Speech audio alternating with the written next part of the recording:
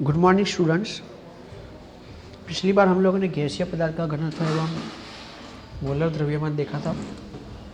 Chapter number 5 हमारा चल रहा है। अब हम लोग आगे देख रहे हैं। अभी तक हम लोगों ने देखा कि भाई उसमें एक टॉपिक आया था कि भाई आदर्श गैस जो है हम लोगों को प्राप्त नहीं होती है। पृथ्वी पर आदर्श गैस हमारे पास नहीं है। आदर्श गैस क्या होती है?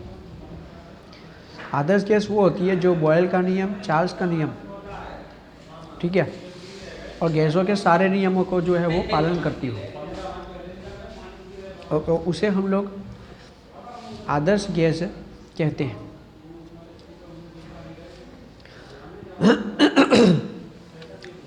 ठीक है,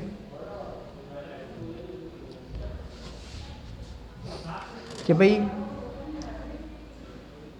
बॉयल का नियम, चार्ल्स का नियम और एवोगैड्रो के नियम, ये तीनों नियमों का यदि वो पालन करती है तो वो गैस जो है आदर्श गैस कहलाती है।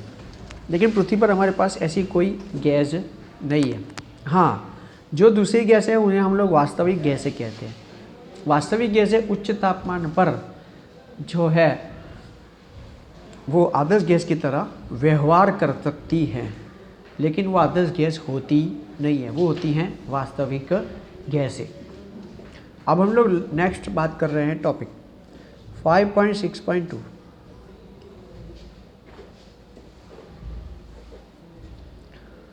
डाल्टन का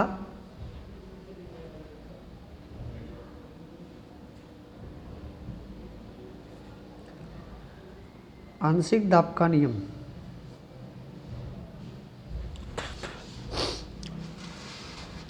देखो, डाल्टन का आंशिक दाब का नियम क्या है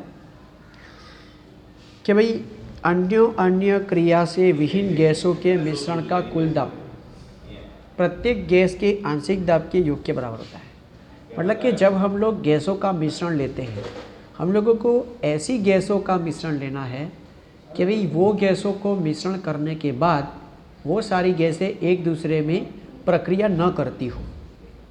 मतलब कि अन्य क्रिया से विहीन, मतलब कि अंदर गैसों को मिक्स करने के बाद वो एक दूसरे के साथ प्रक्रिया न करें।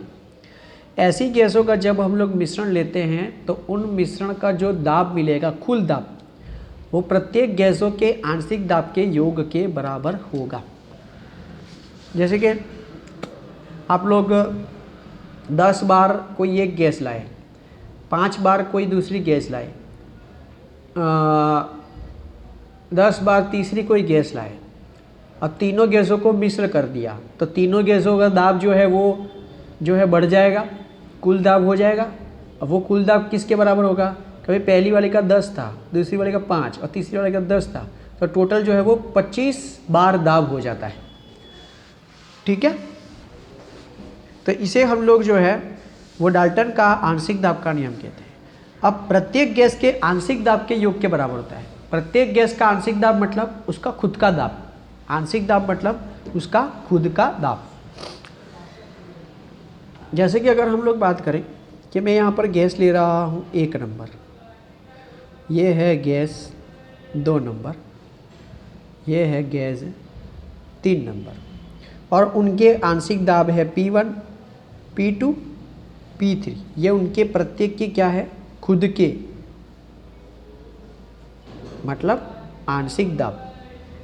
ठीक है, तो अब इन तीनों गैसों को जो है हम लोगों ने एक पात्र में मिक्स कर दिया, तो अब इनका कुल दाब क्या हो जाएगा? तो कुल दाब, कुल pressure equals to P1, P2, P3। ये है डाल्टन का आंशिक दाब का नियम। बोलो, समझ में आया? लेकिन अगर हम लोग किसी पात्र में भरे हुए जल की सतह के ऊपर से कोई गैस को इकट्ठा करते हैं, यहाँ पर गैस है, जल की सतह के ऊपर से हम लोग गैस को क्या करते हैं? इकट्ठा करते हैं, तो फिर वो दाब किसका कहा जाएगा? तो वो दाब किसका कहा जाएगा? तो यहाँ पर उपस्थित जो गैस है उसके अंदर गैस का आंशिक दाब होता है प्लस पानी का भी आंशिक दाब उसके अंदर देखने को मिलता है। ठीक है, तो उसे कहेंगे कुल दाब। तो गैस की सतह के ऊपर से लिया गया गैस सही में वो गैस का दाब नहीं है, वो सही में गैस के साथ साथ जल की जो सतह के ऊपर जो वाष्प होती है ना, उसका भी दाब है। तो हम लोग इसको वाष्प भी लिख सकते हैं। तो यदि अब आप लोगों को सिर्फ और सिर्फ गैस का दाब चाहिए तो क्या करेंगे, ये सामने चला जाएगा तो माइनस हो जाएगा। तो वाष्प दाब जो था ना, जल का वाष्प दाब, वो कुल में से माइनस कर देंगे तो हम लोगों को गैस का खुद का अपना आंशिक दाब प्राप्त हो जाएगा। तो आंशिक दाबों के योग से कुल दाब मिल सकता है, और कुल दाब पता हो तो गैस का आंशिक दाब भी प्राप्त कर सकते हैं। चलो,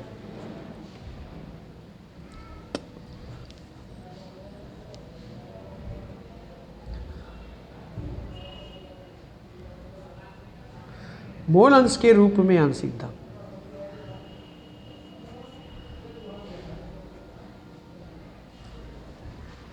अब वो कैसे होगा वो हम लोग देख रहे हैं कि T तापमान पर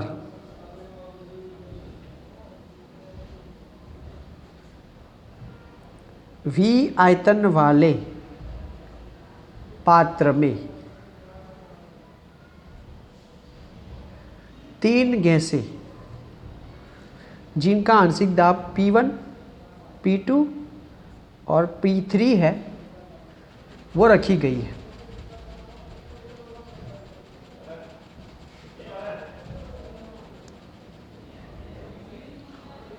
अब हम लोग आदर्श गैस समीकरण इस्तेमाल करेंगे। यहाँ आदर्श गैस समीकरण क्या था कि भाई PV इक्वल्स टू nRT। देखो, तापमान स्थिर है, आयतन भी स्थिर है, क्योंकि हम लोग फिक्स आयतन वाले पात्र में उसे भरा है, और गैस स्थिरांक भी फिक्स है। तो ये फिक्स है, R फिक्स है और T फिक्स है। तो अगर हम लोग गैस का दाब बदलेंगे तो क्या बदलेगा, तो गैस का दाब बदलेंगे तो उसके मोल संख्या बदलेगी, क्योंकि हमने कहा था ना गैस का दाब बदलने पर उसकी मोल संख्या जो है वो परिवर्तन आ जाता है। ठीक है, चलो, तो उसके अनुसार अगर हम लोग P1 को सूत्र का कर्ता बनाए तो क्या मिलेगा, तो N1 RT अपॉन V1। तो उसके अनुसार P2 क्या होगा, N2 R2 RT upon V2। तो P3 क्या होगा, N3 RT अपॉन V3। अब इन तीनों गैसों को एक ही पात्र में भरा है, इसलिए हमको कुल दाब मिलेगा।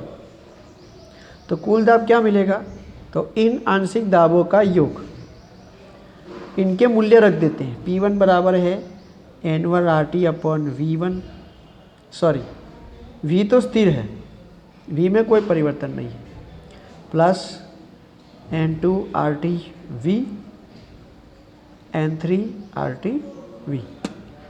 अब RT V upon V, RT upon V, RT upon V सब कॉमन ले लेते हैं, तो कोष्टक में रह जाता है N1 plus N2 plus N3।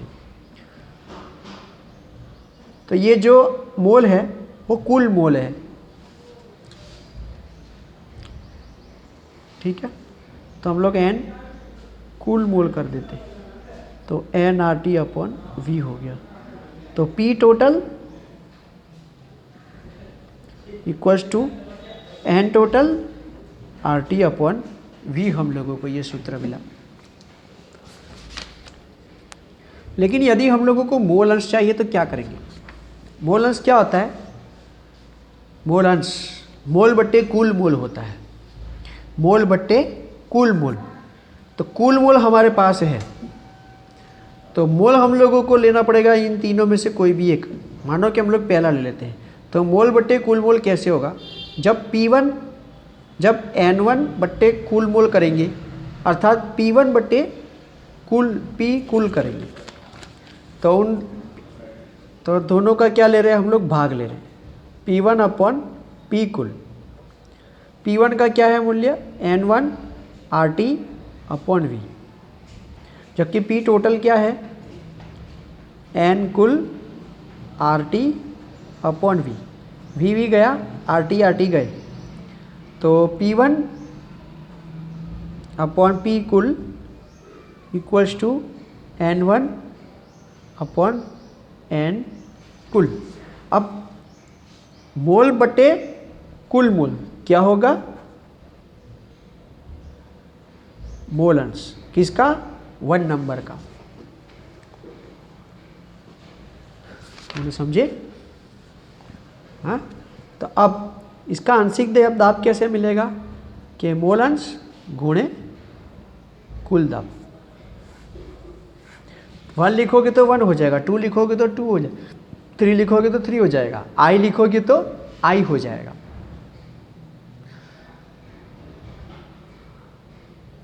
तो PI equals to XI into P कुल। ये I क्या है, I कोई भी गैस है, ठीक है। तो PI और XI वह I गैस के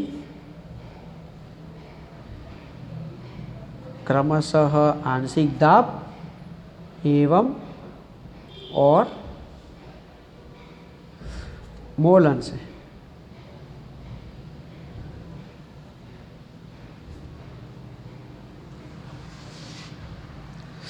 बोलो, समझ में आया?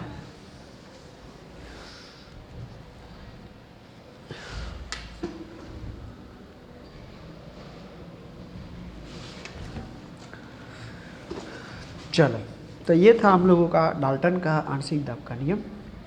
अब हम लोग देख रहे हैं उदाहरण 5.4।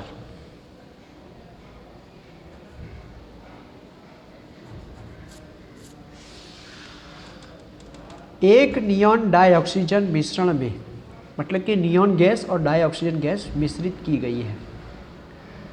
70.6 ग्राम डाइऑक्सीजन तथा 167.5 ग्राम नियॉन है। यदि गैसों के मिश्रण का कुल दाब 25 बार हो तो मिश्रण में नियॉन तथा डाइऑक्सीजन का आंशिक दाब क्या होगा। तो नियॉन है और डाइऑक्सीजन गैस का मिश्रण है, उसमें 70.6 ग्राम डाइऑक्सीजन का द्रव्यमान है और नियॉन दिया गया है 167.5 ग्राम। कुल दाब दिया गया है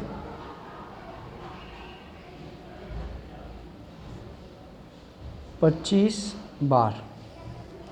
तो नियॉन तथा डाइऑक्सीजन का आंशिक दाब क्या होगा, मतलब ऑक्सीजन का आंशिक दाब और नियॉन का आंशिक दाब क्या होगा। चलो, आंशिक दाब, अगर कुल दाब दिया गया है तो आंशिक दाब ये सूत्र से मिल सकता है। कुल दाब है, आंशिक दाब ज्ञात करना है तो उनके मोल अंश ज्ञात करने पड़ेंगे। अर्थात हमको पहले ऑक्सीजन के मोल अंश और नियॉन के मोल अंश हमको ज्ञात करने पड़ेंगे।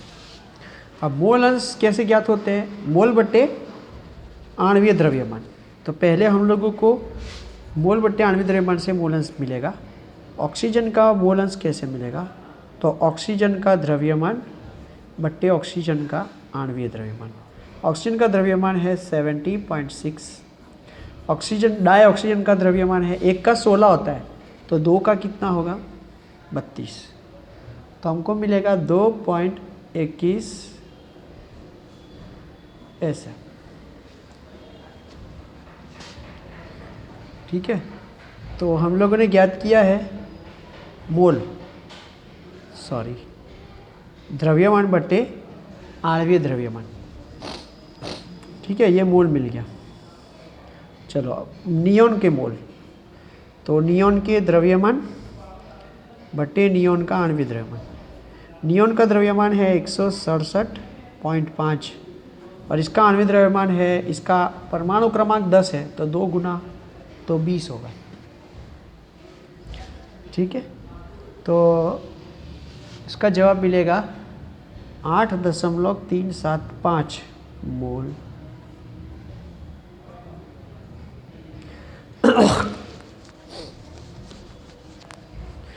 ठीक है, मोल मिल गए, मोल अंश भी मिल जाएंगे। चलो ऑक्सीजन के मोल अंश, ऑक्सीजन के मोल बटे कुल मोल, तो इन मोलों का योग करना पड़ेगा। चलो कुल मोल क्या होगा का योग करेंगे, 5, 7 और 1 8, 2 और 3 और 2 5, 8 और 2 10, तो 10.585 कुल मोल है। कुल मोल इनका योग करने से मिला। चलो ऑक्सीजन के मोल, ऑक्सीजन के मोल ये रहे 2.21, कुल मोल ये रहे 10.585, तो मोल अंश मिलते हैं ऑक्सीजन के 0.21। ठीक है, चलो ऑक्सीजन के मोल अंश मिल गए। अब हम लोग आगे देखते हैं कि भाई नियॉन के मोल अंश, तो नियॉन के मोल बट्टे कुल मोल, नियॉन के मोल हैं 8.375 बट्टे कुल मोल हैं 10.585। ठीक है, तो आप लोगों को जवाब मिलेगा 0.79। मोल अंश का मात्रक नहीं होता, मोल बट्टे कुल मोल, मोल बट्टे मोल कैंसिल हो जाता है, मोल अंश हमको मिल गए। चलो अब ऑक्सीजन का आंशिक दाब ज्ञात करना है, तो सूत्र क्या था,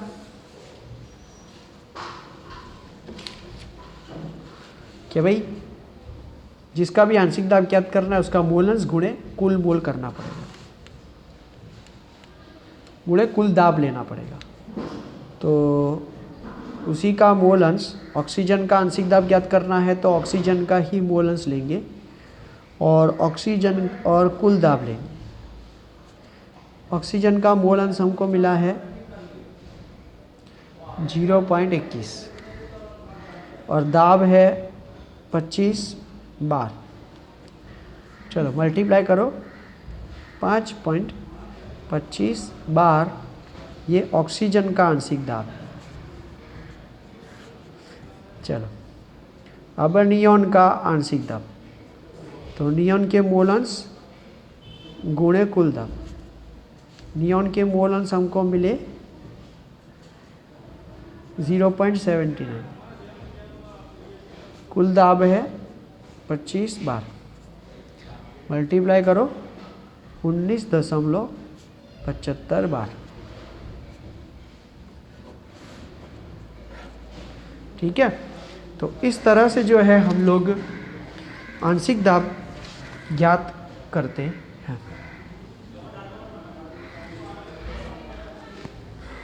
ठीक है,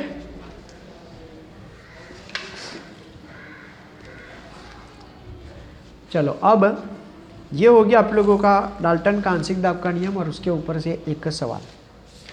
अब नेक्स्ट टॉपिक है हमारा आदर्श व्यवहार से विचलन। ये इस चैप्टर का जो है लास्ट टॉपिक है। ठीक है, आदर्श व्यवहार से विचलन।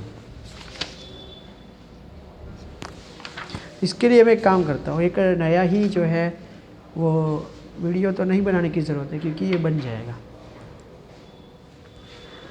बना लेते हैं नया वीडियो बना लेते हैं।